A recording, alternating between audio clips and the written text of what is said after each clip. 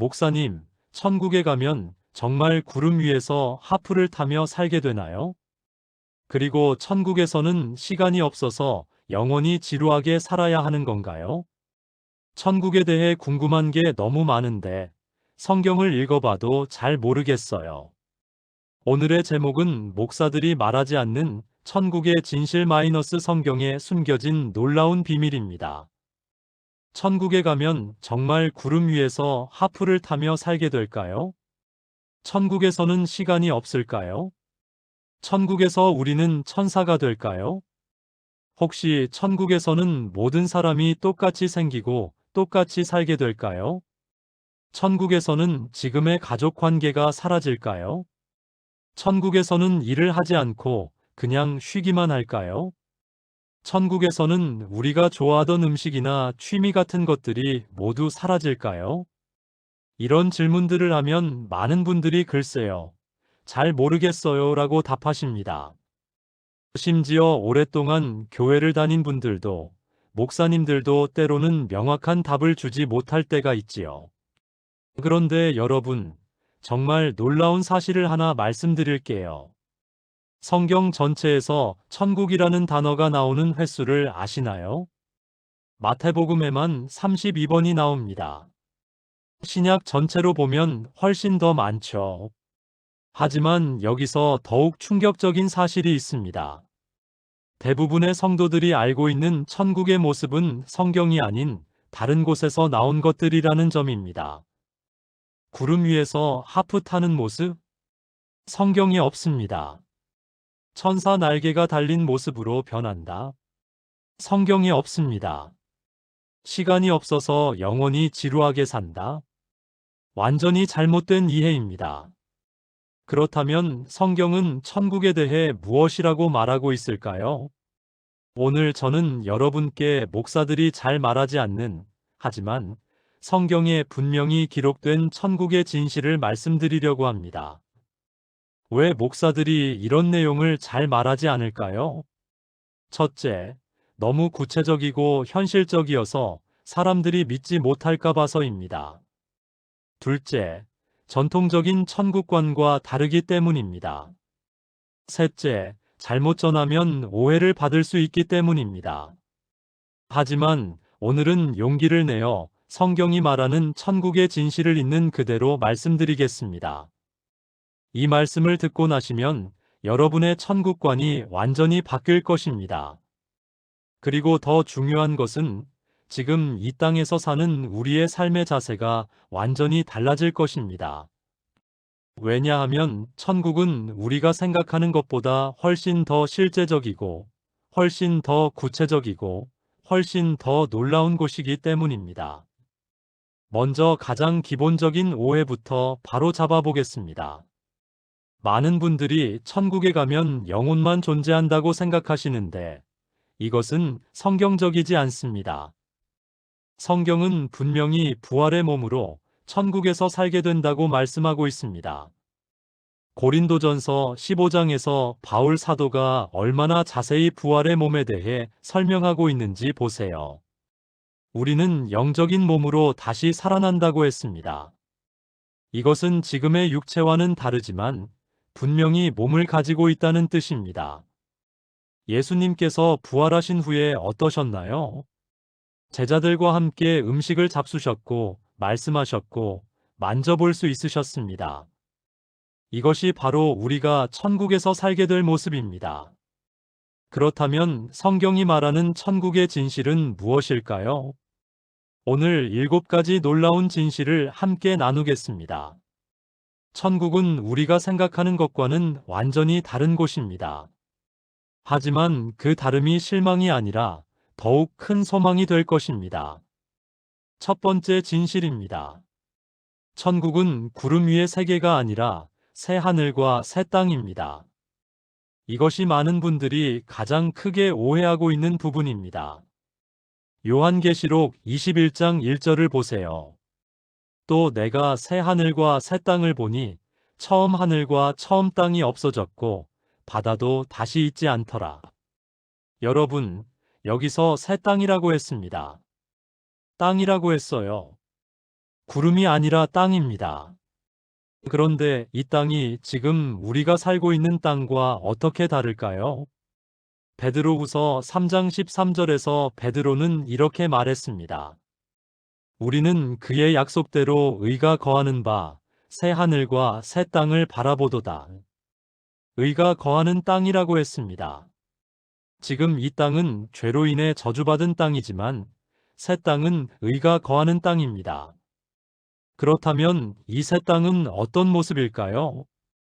이사야 65장 17-25절을 보면 놀라운 내용이 나옵니다. 거기서 하나님은 이렇게 말씀하셨습니다. 보라, 내가 새 하늘과 새 땅을 창조하나니 그리고 그 새 땅에서는 집을 짓고 거주할 것이며 포도원을 만들고 그 열매를 먹을 것이라고 했습니다. 여러분, 집을 짓는다고 했어요. 포도원을 만든다고 했어요. 열매를 먹는다고 했어요. 이것이 어떤 의미인지 아시겠나요? 천국에서도 우리는 창조적인 일을 한다는 뜻입니다. 음식을 먹는다는 뜻입니다. 실체적인 삶을 산다는 뜻입니다. 많은 분들이 천국을 추상적인 공간으로 생각하시는데 성경은 매우 구체적인 장소로 묘사하고 있습니다. 요한계시록 21장을 보세요. 거룩한 성새 예루살렘이 하나님께로부터 하늘에서 내려오는데 그 성의 길이와 너비와 높이가 각각 12,000 스타디온이라고 했습니다. 이것을 현재의 단위로 환산하면 약 2200km입니다. 서울에서 부산까지의 거리가 약 400km인데 그보다 5배가 넘는 거대한 도시라는 뜻입니다. 그리고 그 성벽의 높이는 144규빗, 약 65m라고 했습니다. 성벽은 벽옥으로, 성은 정금으로 만들어졌다고 했습니다. 12개의 문이 있고 각 문은 하나의 진주로 만들어졌다고 했습니다. 길은 맑은 유리 같은 정금이라고 했습니다. 여러분, 이런 묘사가 상징적인 의미만 있다고 생각하시나요? 물론 상징적인 의미도 있습니다. 하지만 성경이 이렇게 구체적인 숫자와 재료를 언급하는 것은 실제적인 장소임을 강조하기 위함입니다. 그런데 여기서 더욱 놀라운 사실이 있습니다. 요한계시록 21장 24절을 보세요. 만국이 그 빛 가운데로 다니고 땅의 왕들이 자기 영광을 가지고 그리로 들어가리라. 여기서 만국과 땅의 왕들이라고 했습니다. 이것은 천국에도 다양한 민족들과 문화들이 존재한다는 의미입니다. 우리는 모두 똑같은 모습으로 변하는 것이 아니라 각자의 정체성을 유지하면서도 완전해진 모습으로 살게 됩니다. 그렇다면 우리는 천국에서 어떤 모습으로 살게 될까요? 예수님의 부활 후 모습이 바로 그 답입니다. 예수님은 부활하신 후에도 여전히 예수님이셨습니다. 제자들이 알아볼 수 있을 만큼 동일한 모습이셨지만 동시에 완전히 새로운 능력을 가지고 계셨습니다. 문이 잠겨 있는 곳에도 나타나실 수 있으셨고 갑자기 사라지실 수도 있으셨습니다. 하지만 여전히 음식을 잡수시고 대화하시고 만져볼 수 있으셨습니다. 이것이 바로 우리가 천국에서 입게 될 부활의 몸의 모습입니다. 우리도 지금의 우리이지만 동시에 완전히 새로운 능력을 가진 존재가 됩니다. 죄의 흔적은 완전히 사라지고 질병도 없고 늙음도 없는 완전한 몸을 가지게 됩니다. 하나님, 이 놀라운 진실을 깨닫게 하심을 감사드립니다. 천국이 단순히 영적인 공간이 아니라 새 하늘과 새 땅이라는 사실을 알게 하심을 감사드립니다. 우리가 부활의 몸으로 실제적인 삶을 살게 될 것을 믿음으로 받아들이게 하옵소서. 이 소망이 지금 우리의 삶을 더욱 의미 있게 만들어 주옵소서. 아멘. 여러분, 이것만으로도 우리의 천국관이 얼마나 달라지는지 아시겠나요? 천국은 우리가 꿈꾸던 것보다 훨씬 더 실제적이고 구체적인 곳입니다. 두 번째 진실입니다. 천국에서는 시간이 없는 것이 아니라 완전한 시간이 있습니다. 많은 분들이 천국에서는 시간이 없어서 영원히 지루할 것 같다고 걱정하시는데 이것은 완전한 오해입니다. 성경은 천국에서도 시간이 있다고 분명히 말씀하고 있습니다. 요한계시록 22장 2절을 보세요. 강 좌우에 생명나무가 있어 12가지 열매를 맺되 달마다 그 열매를 맺고, 여기서 달마다라고 했습니다. 달이 있다는 것은 시간이 있다는 뜻입니다. 그런데 이 시간은 지금 우리가 경험하는 시간과는 완전히 다릅니다. 지금 우리에게 시간은 제한이고 압박입니다. 시간이 부족해서 늘 조급하고, 시간이 지나가면서 늙어가고, 시간 때문에 스트레스를 받습니다. 하지만 천국에서의 시간은 축복이고 선물입니다. 베드로후서 3장 8절에서 주께는 하루가 1000년 같고 1000년이 하루 같다고 했는데, 이것은 하나님께서 시간을 초월하신다는 의미이기도 하지만 동시에 천국에서는 시간에 대한 경험이 완전히 달라진다는 의미이기도 합니다. 천국에서는 시간이 우리를 제약하지 않습니다. 오히려 우리가 시간을 온전히 누리게 됩니다. 지금 우리는 시간에 쫓기며 살지만 천국에서는 시간과 함께 춤을 추며 살게 됩니다. 생명나무가 달마다 열매를 맺는다는 것은 천국에서도 계절이 있고 변화가 있고 새로움이 있다는 뜻입니다. 똑같은 일의 반복이 아니라 끊임없는 새로운 경험과 발견이 있다는 뜻입니다. 그렇다면 우리는 천국에서 무엇을 하며 시간을 보낼까요? 첫째, 하나님을 예배합니다. 하지만 이것은 지금 우리가 생각하는 예배와는 완전히 다릅니다. 지금의 예배는 때로 의무감으로, 때로는 형식적으로 드릴 때가 있습니다. 하지만 천국에서의 예배는 순전한 기쁨과 감사의 표현입니다. 마치 사랑하는 사람을 만났을 때의 그 설렘과 기쁨처럼 하나님을 마주할 때마다 터져나오는 자연스러운 찬양과 경배입니다. 둘째, 봉사하고 다스립니다. 누가복음 19장에서 문화 비유를 말씀하실 때 충성된 종에게는 10고을을 다스리게 하고 5만나를 남긴 종에게는 5고을을 다스리게 하겠다고 하셨습니다. 이것은 천국에서도 우리에게 맡겨진 사명과 책임이 있다는 뜻입니다. 물론 지금처럼 힘들고 부담스러운 일이 아니라 완전한 기쁨과 능력으로 감당하는 일입니다.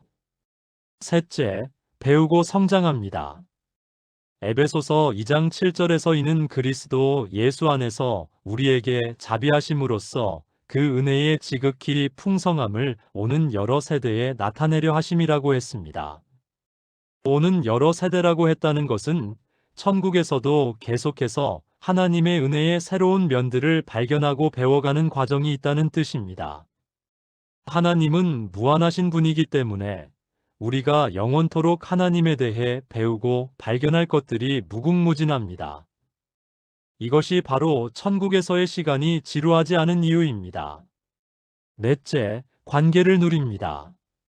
천국에서는 모든 관계가 완전해집니다. 지금은 오해도 있고 갈등도 있고 서로 상처를 주기도 합니다. 하지만 천국에서는 모든 관계가 사랑으로 완성됩니다. 가족과의 관계, 친구와의 관계, 그리고 새롭게 만나는 모든 사람들과의 관계가 순전한 기쁨이 됩니다. 다섯째, 창조적인 활동을 합니다.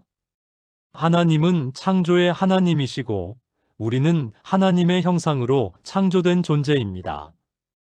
따라서 우리에게도 창조적인 본성이 있습니다. 천국에서는 이 창조성이 완전히 발휘됩니다.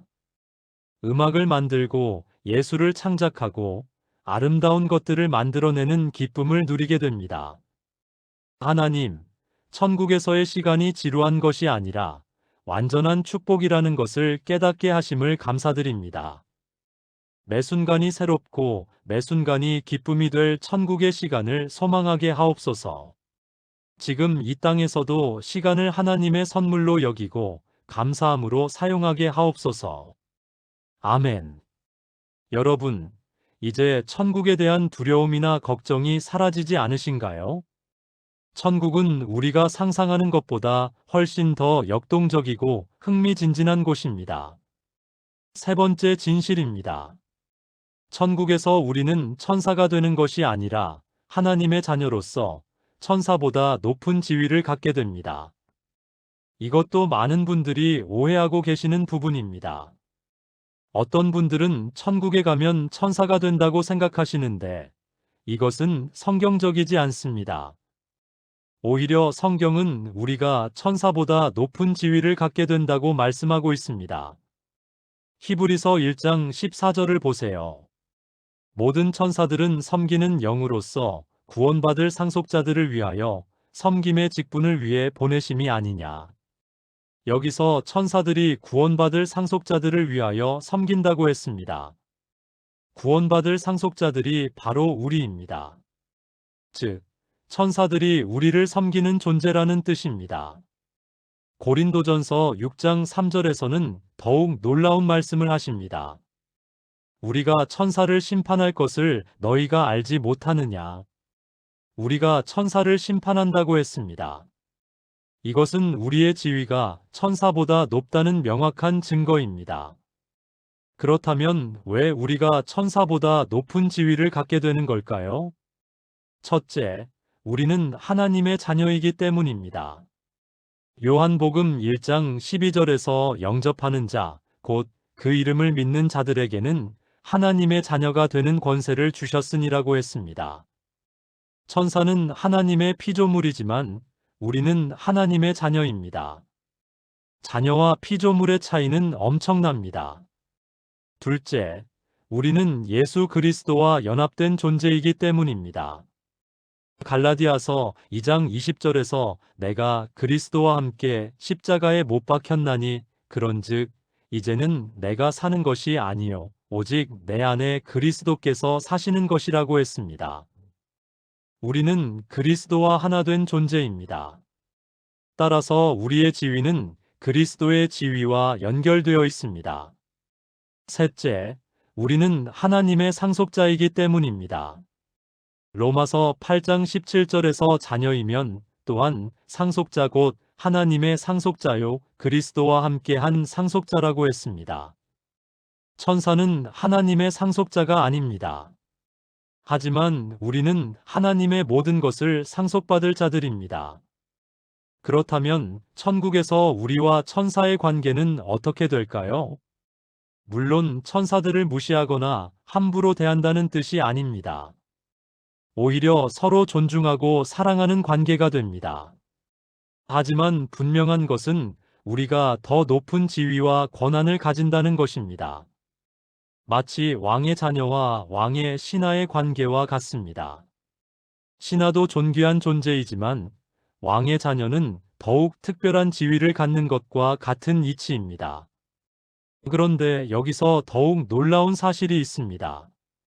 우리는 단순히 높은 지위를 갖는 것이 아니라 그리스도와 함께 다스리는 권한을 갖게 됩니다. 요한계시록 20장 6절을 보세요. 그들이 하나님과 그리스도의 제사장이 되어 1000년 동안 그리스도와 더불어 왕 노릇하리라. 우리가 그리스도와 더불어 왕 노릇한다고 했습니다.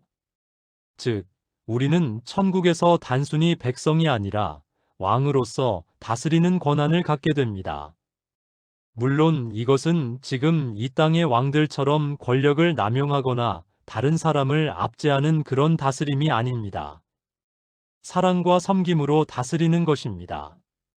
예수님께서 보여주신 그 섬기는 리더십의 모습으로 다스리게 됩니다. 그렇다면 우리는 구체적으로 무엇을 다스리게 될까요? 마태복음 25장에서 달란트 비유를 말씀하실 때 충성된 종에게 내가 적은 일에 충성하였음에 많은 일을 내게 맡기리니라고 하셨습니다. 이것은 지금 우리가 작은 일에 충성하면 천국에서는 더 큰 일들을 맡기신다는 뜻입니다. 어떤 사람은 도시를 다스리게 되고 어떤 사람은 나라를 다스리게 되고 어떤 사람은 더 큰 우주적인 일들을 맡게 될 수도 있습니다. 중요한 것은 이 모든 다스림이 하나님의 사랑과 공의를 실현하는 방향으로 이루어진다는 것입니다. 우리는 하나님의 뜻을 이 땅에 온전히 이루는 통치자들이 되는 것입니다. 하나님, 우리가 천사가 되는 것이 아니라 하나님의 자녀로서 더 높은 지위를 갖게 된다는 놀라운 진실을 깨닫게 하심을 감사드립니다. 그리스도와 함께 다스리는 권세를 주실 것을 믿음으로 받아들입니다. 지금 이 땅에서도 작은 일에 충성하여 천국에서 큰 일을 맡을 수 있도록 준비하게 하옵소서. 아멘. 여러분, 이것이 얼마나 놀라운 진실인지 아시겠나요? 우리의 정체성과 미래가 우리가 생각했던 것보다 훨씬 더 영광스럽습니다. 네 번째 진실입니다. 천국에서는 개성과 다양성이 사라지는 것이 아니라 오히려 완전하게 꽃피웁니다. 많은 분들이 천국에 가면 모든 사람이 똑같아질 것이라고 생각하시는데 이것도 큰 오해입니다. 성경은 오히려 천국에서 각자의 개성과 다양성이 더욱 완전하게 드러난다고 말씀하고 있습니다. 고린도전서 12장에서 바울 사도는 교회를 몸에 비유하면서 이렇게 말했습니다.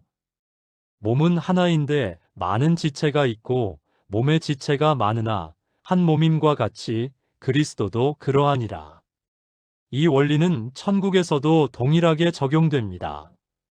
우리는 모두 하나의 몸이지만 각각 다른 지체로서 고유한 역할과 특성을 갖고 있습니다.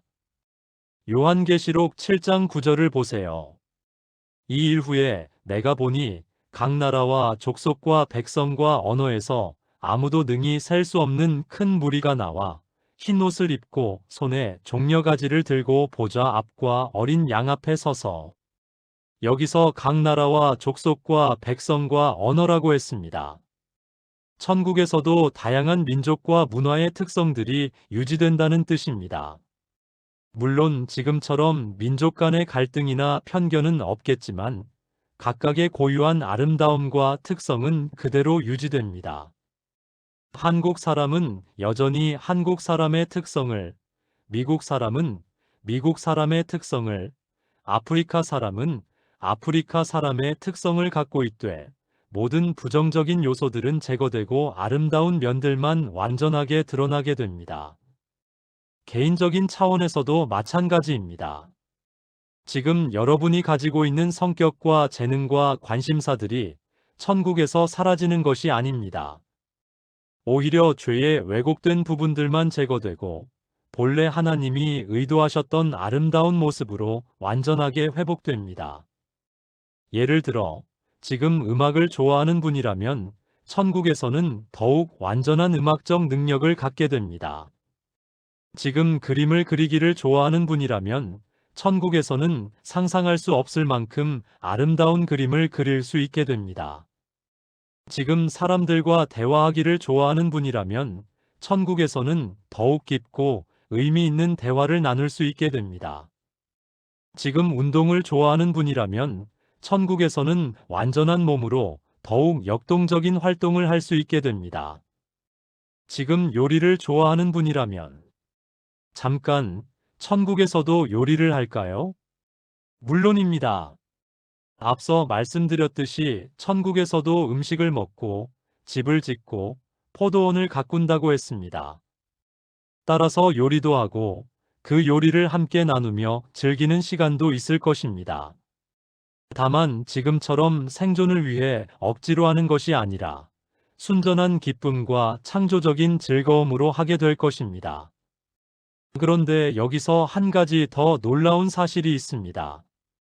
천국에서는 우리의 개성이 유지될 뿐만 아니라 서로의 다양성을 통해 더욱 풍성한 기쁨을 누리게 됩니다. 지금은 때로 다른 사람의 다름이 불편하고 갈등의 원인이 되기도 합니다. 하지만 천국에서는 서로의 다름이 아름다운 조화를 이루며 더욱 풍성한 찬양과 영광을 하나님께 드리는 원천이 됩니다. 마치 오케스트라에서 각기 다른 악기들이 자신만의 고유한 소리를 내면서도 하나의 아름다운 음악을 만들어내는 것처럼 천국에서는 우리 각자의 개성이 하나님을 향한 아름다운 찬양의 하모니를 이룹니다. 그렇다면 지금 우리는 어떻게 살아야 할까요? 우리의 개성과 재능이 천국에서도 계속 사용될 것이라면 지금부터 그것들을 하나님을 위해, 이웃을 위해 사용하며 발전시켜 나가야 합니다.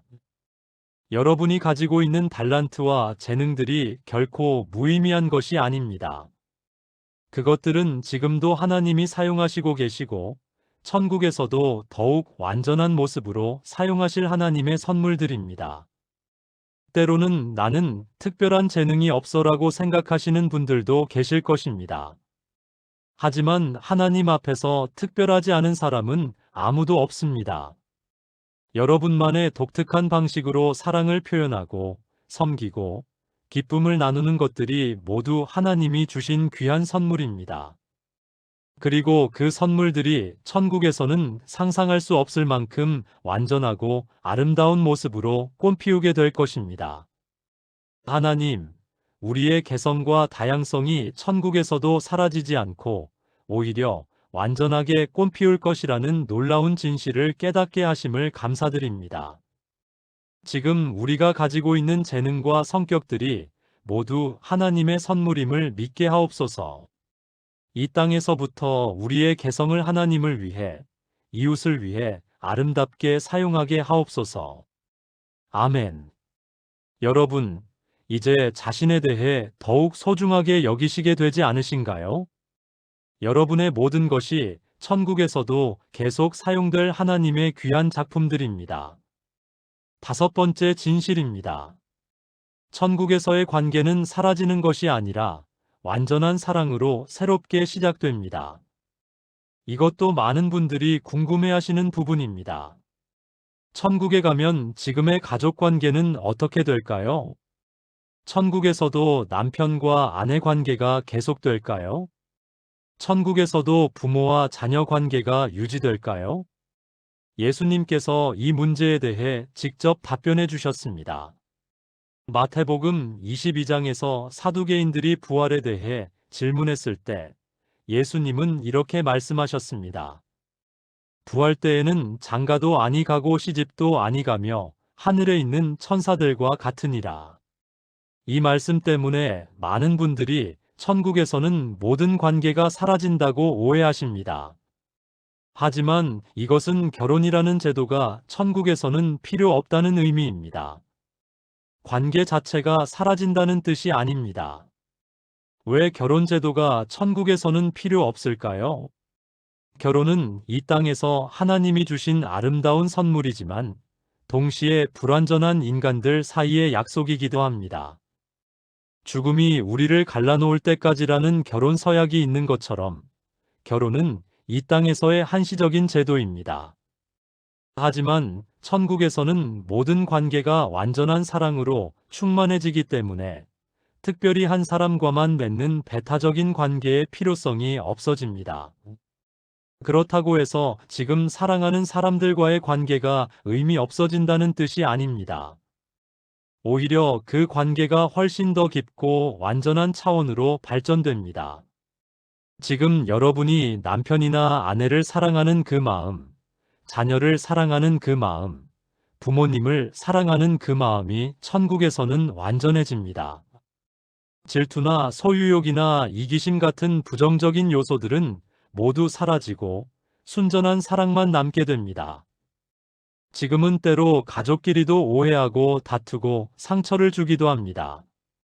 하지만 천국에서는 서로를 완전히 이해하고 완전히 용서하고 완전히 사랑하게 됩니다. 더 나아가 천국에서는 지금까지 만나지 못했던 수많은 사람들과도 아름다운 관계를 맺게 됩니다.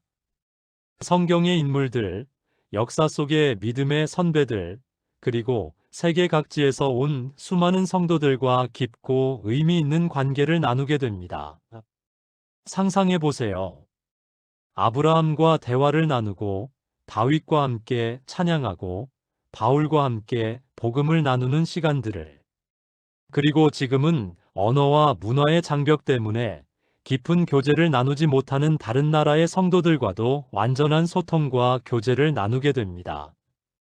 천국에서는 모든 장벽이 사라지고 모든 관계가 순전한 사랑과 기쁨으로 충만해집니다. 그런데 여기서 한 가지 더 놀라운 사실이 있습니다. 천국에서의 관계는 일방적인 것이 아니라 서로 주고받는 상호작용이 있다는 것입니다. 히브리서 12장 1절을 보세요. 이러므로 우리에게 구름같이 둘러싼 허다한 증인들이 있으니. 여기서 증인들이라고 한 것은 그들이 우리를 지켜보고 계시다는 뜻입니다. 물론 지금 당장 우리와 직접 소통하지는 않지만 우리에 대한 관심과 사랑을 가지고 계신다는 의미입니다. 천국에서는 이런 관심과 사랑이 직접적인 교제와 나눔으로 이어집니다. 우리가 지금 겪고 있는 어려움들, 승리한 경험들, 하나님께 받은 은혜들을 서로 나누며 더욱 풍성한 기쁨을 누리게 됩니다. 그리고 가장 중요한 것은 모든 관계의 중심에 하나님이 계신다는 것입니다. 지금은 때로 사람과의 관계가 하나님과의 관계를 방해하기도 합니다. 하지만 천국에서는 모든 관계가 하나님을 중심으로 해서 더욱 아름다워집니다. 사람을 사랑하는 것이 곧 하나님을 사랑하는 것이 되고, 하나님을 사랑하는 것이 곧 사람을 더욱 깊이 사랑하는 것이 됩니다. 그렇다면 지금 우리는 어떻게 관계를 맺어야 할까요? 천국에서 완전해질 관계라면 지금부터 그 관계를 소중히 여기고 발전시켜 나가야 합니다. 가족들에게 더 많은 사랑을 표현하고, 친구들과 더 깊은 교제를 나누고, 교회 공동체 안에서 서로를 더욱 아끼고 섬기며 살아가야 합니다. 그리고 무엇보다 모든 관계의 중심에 하나님을 모시고 살아가야 합니다. 하나님, 천국에서의 관계가 사라지는 것이 아니라 완전한 사랑으로 새롭게 시작된다는 것을 깨닫게 하심을 감사드립니다. 지금 우리가 맺고 있는 모든 관계가 천국에서 더욱 아름답게 완성될 것을 소망하게 하옵소서. 지금부터 모든 관계를 하나님 중심으로, 사랑 중심으로 발전시켜 나가게 하옵소서. 아멘. 여러분, 이제 사랑하는 사람들과의 관계에 대한 걱정이 사라지지 않으신가요? 오히려 더욱 기대가 되지 않으신가요? 6번째 진실입니다. 천국에서는 완전한 지식과 무한한 학습의 기회가 주어집니다. 많은 분들이 천국에 가면 더 이상 배울 것이 없을까? 라고 걱정하시는데 이것은 정말 큰 오해입니다. 오히려 천국에서야말로 진정한 학습과 성장이 시작됩니다. 고린도전서 13장 12절을 보세요. 우리가 지금은 거울로 보는 것 같이 희미하나 그때에는 얼굴과 얼굴을 대하여 볼 것이요. 지금은 내가 부분적으로 아나 그때에는 주께서 나를 아신 것 같이 내가 온전히 알리라. 여기서 그때에는 온전히 알리라고 했습니다. 지금 우리의 지식은 매우 제한적이고 부분적입니다. 아무리 많이 배우고 공부해도 알 수 있는 것에는 한계가 있습니다. 하지만 천국에서는 그런 제약들이 사라집니다. 우리의 인지 능력이 완전해지고 하나님이 창조하신 모든 것들에 대한 놀라운 지식들을 배우게 됩니다. 그런데 여기서 주목해야 할 것은 온전히 안다는 것이 더 이상 배울 것이 없다는 뜻이 아니라는 점입니다. 하나님은 무한하신 분이기 때문에 하나님에 대해 배우고 발견할 것들도 무한합니다. 에베소서 2장 7절을 다시 보세요. 이는 그리스도 예수 안에서 우리에게 자비하심으로써 그 은혜의 지극히 풍성함을 오는 여러 세대에 나타내려 하심이라. 오는 여러 세대에 계속해서 하나님의 은혜의 새로운 면들이 나타날 것이라고 했습니다. 이것은 영원토록 하나님에 대한 새로운 발견과 깨달음이 계속될 것이라는 의미입니다. 그렇다면 천국에서는 구체적으로 무엇을 배우게 될까요? 첫째, 하나님의 성품과 사랑에 대해 더 깊이 알게 됩니다. 지금 우리는 성경을 통해, 기도를 통해, 경험을 통해 하나님을 알아가지만 여전히 불완전합니다.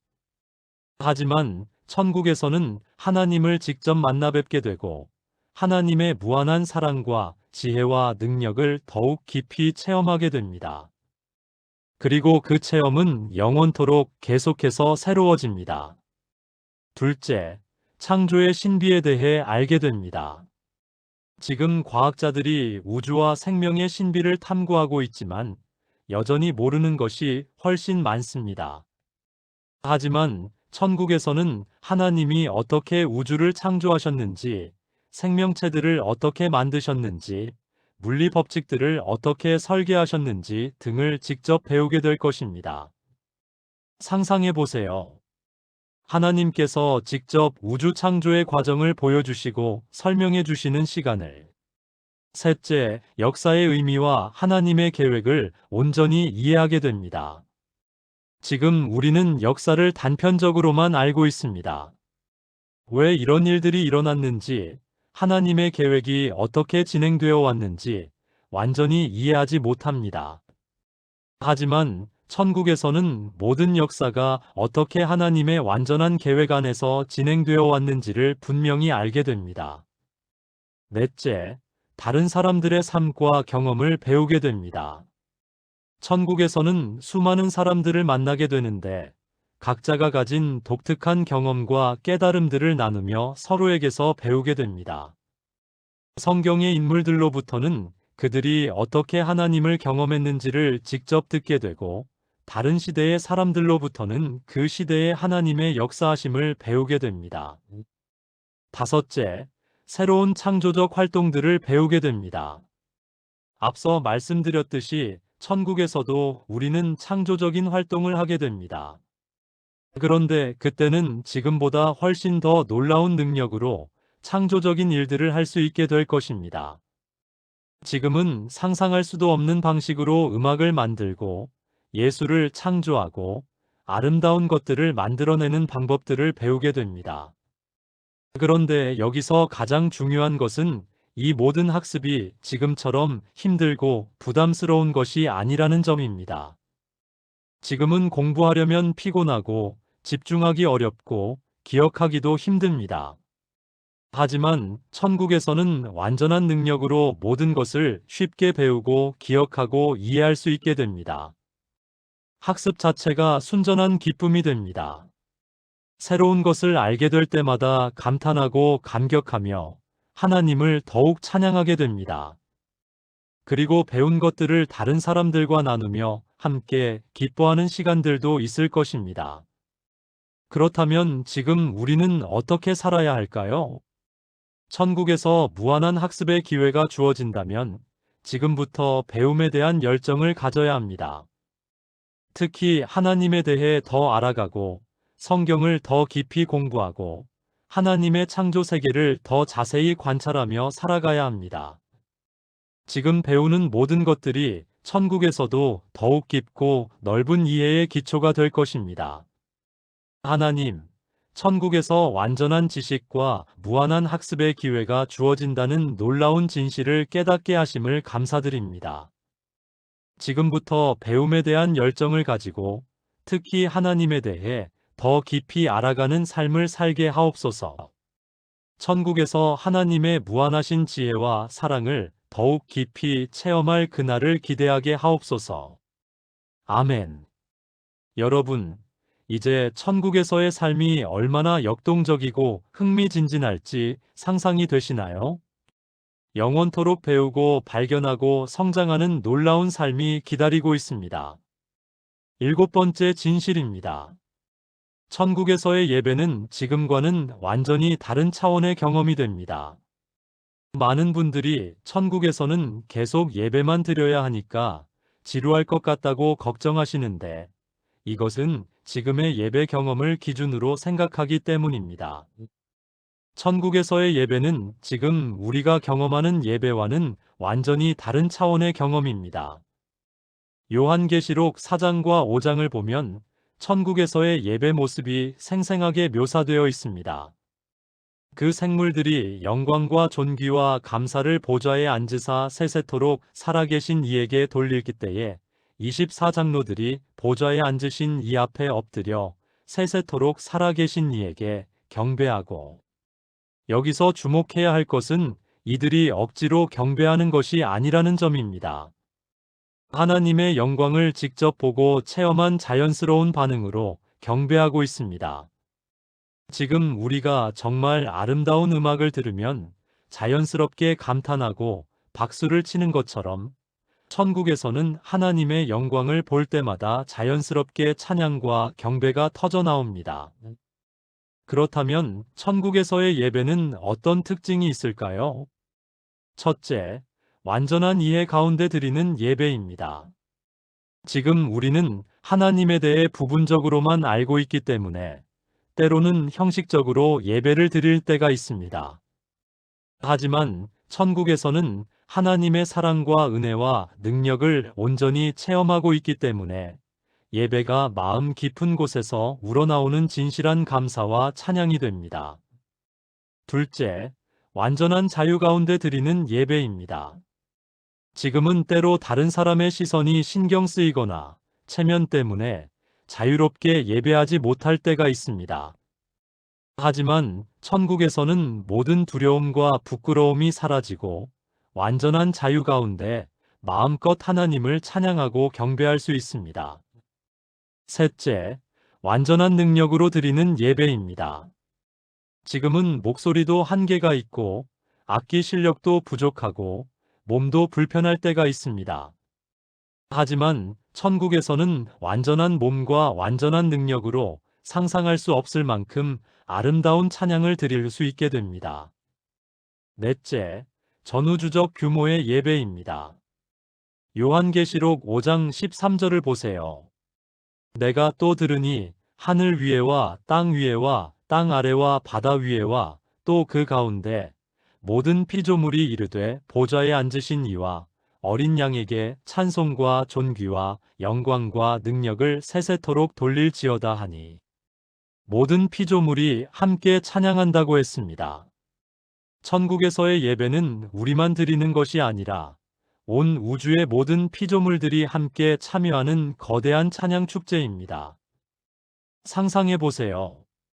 수억, 수십억의 성도들이 함께 할렐루야를 외치는 그 장엄함을, 천사들과 생물들과 모든 피조물들이 함께 하나님을 찬양하는 그 웅장함을.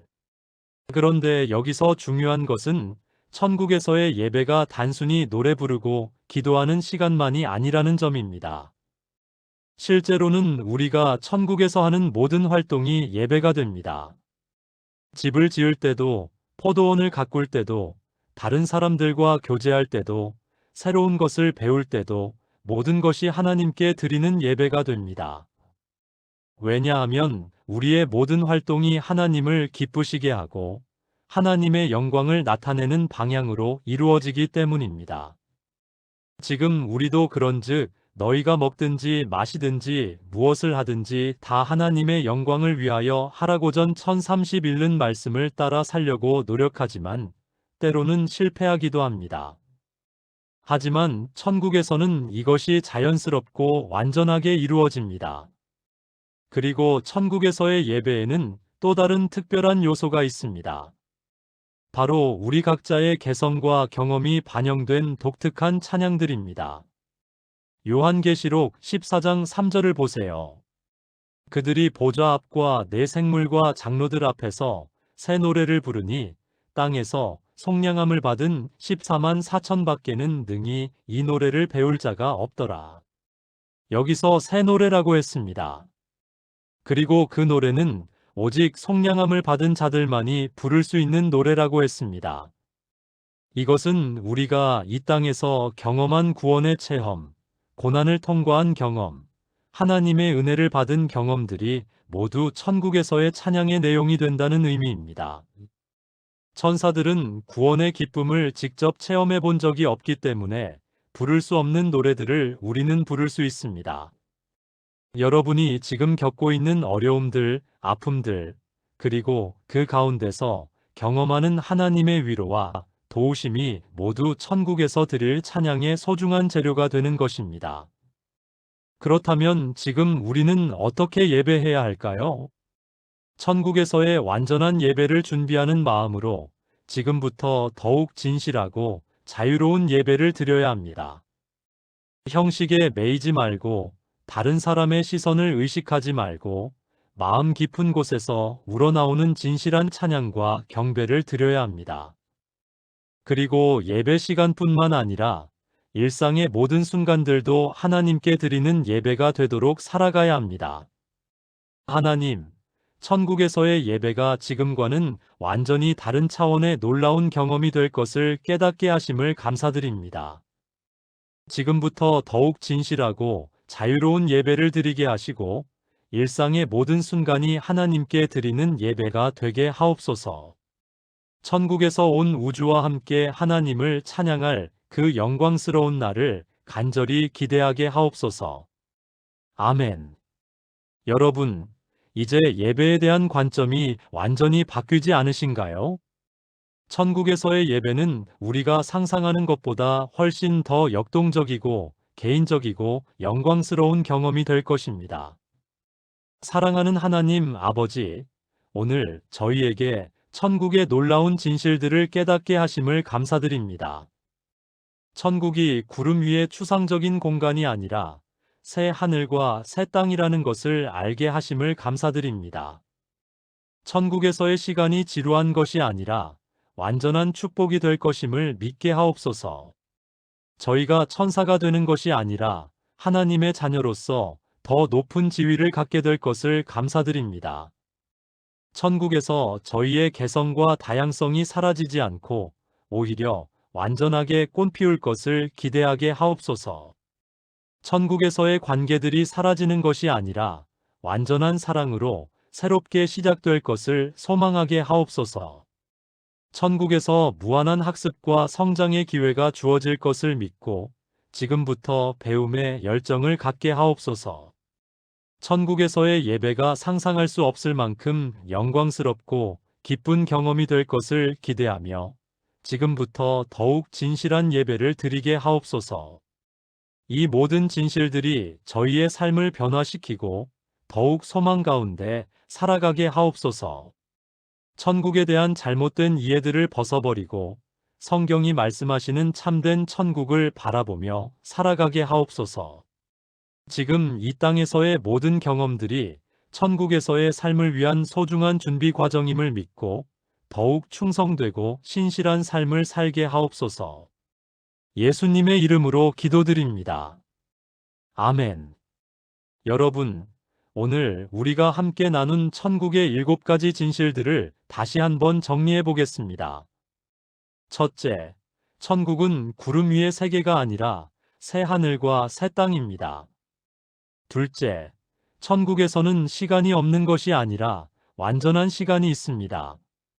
셋째, 천국에서 우리는 천사가 되는 것이 아니라 하나님의 자녀로서 천사보다 높은 지위를 갖게 됩니다. 넷째, 천국에서는 개성과 다양성이 사라지는 것이 아니라 오히려 완전하게 꽃피웁니다. 다섯째, 천국에서의 관계는 사라지는 것이 아니라 완전한 사랑으로 새롭게 시작됩니다. 여섯째, 천국에서는 완전한 지식과 무한한 학습의 기회가 주어집니다. 일곱째, 천국에서의 예배는 지금과는 완전히 다른 차원의 경험이 됩니다. 이 모든 진실들이 여러분의 삶에 어떤 변화를 가져다 줄까요? 무엇보다 천국에 대한 막연한 두려움이나 걱정이 사라질 것입니다. 천국에 가면 지루할 것 같다. 천국에서는 개성이 없어질 것 같다.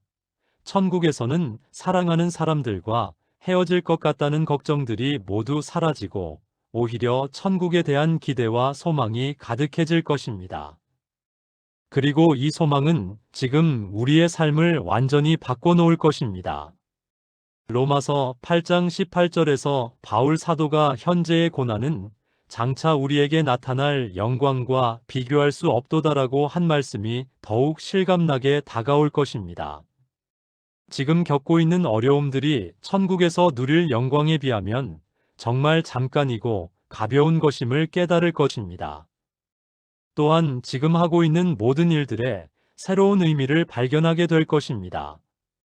지금 기르고 있는 재능들이 천국에서도 사용될 것이고, 지금 맺고 있는 관계들이 천국에서 더욱 아름다워질 것이고, 지금 배우고 있는 것들이 천국에서의 무한한 학습의 기초가 될 것임을 알기 때문입니다. 그리고 무엇보다 하나님에 대한 사랑이 더욱 깊어질 것입니다.